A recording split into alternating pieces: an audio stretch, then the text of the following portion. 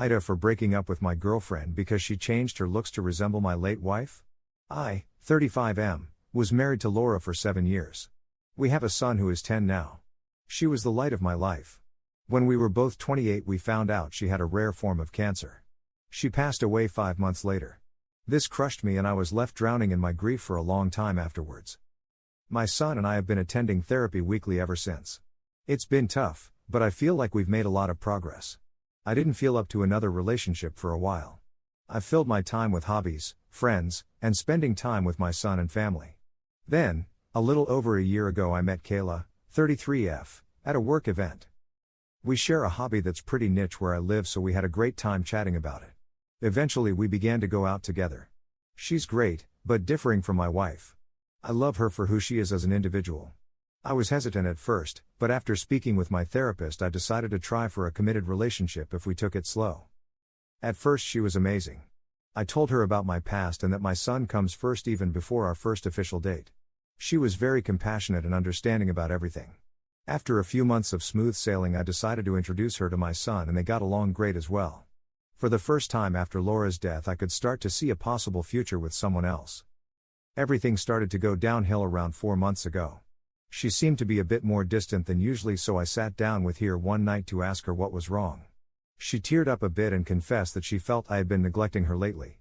She then said that she feels like I'm using her as some replacement for my late wife. This came as a total shock.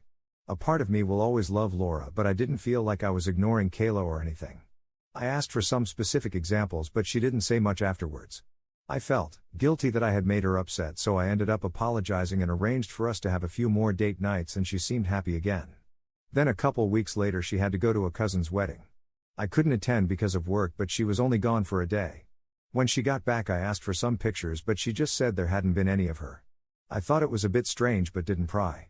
Then, the next day a coworker of mine showed me one off of a private page on Facebook. I was shocked to see an expensive pair of my wife's earrings on Kayla. In my son's room there is a small cupboard with pictures of him and his mom, letters from her, and some of her prized jewelry. I checked it as soon as I came home and the earrings were returned to the cupboard but in a different spot. I confronted her and she got mad, yelling at me for assuming she'd be so careless as to lose or damage the earrings. I told her I was just hurt she'd go behind my back and take something with sentimental value, even if they were beautiful. She eventually broke down and apologized, and after a serious talk about boundaries we moved on. Things improved for a while before her strange behavior started. It began with her changing her hair color to match my wife's. My wife had naturally light blonde hair that a lot of women dye their hair to today, so while I thought it was strange I wrote it off as a beauty choice. Then, she began regularly straightening her hair. She has wavy hair and my wife's hair was pin straight. She also started to change her clothes to be more like my wife's, or at least the one she's seen in pictures. She also had her ears double pierced and got a cartilage piercing like my wife. This was all incredibly unnerving, but she just said I was crazy. I'd ask my family and they said I was nuts too, so I ignored it.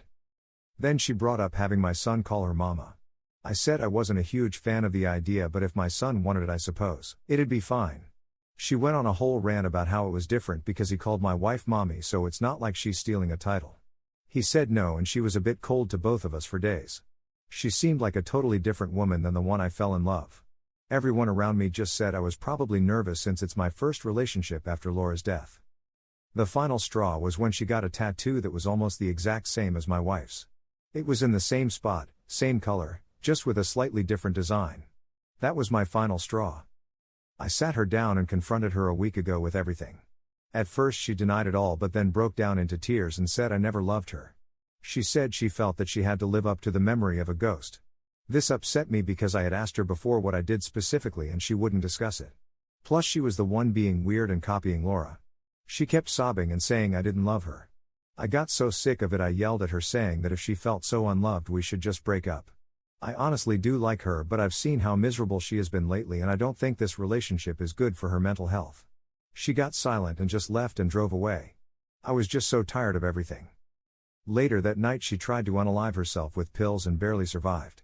She has no living family, so I was listed as her emergency contact.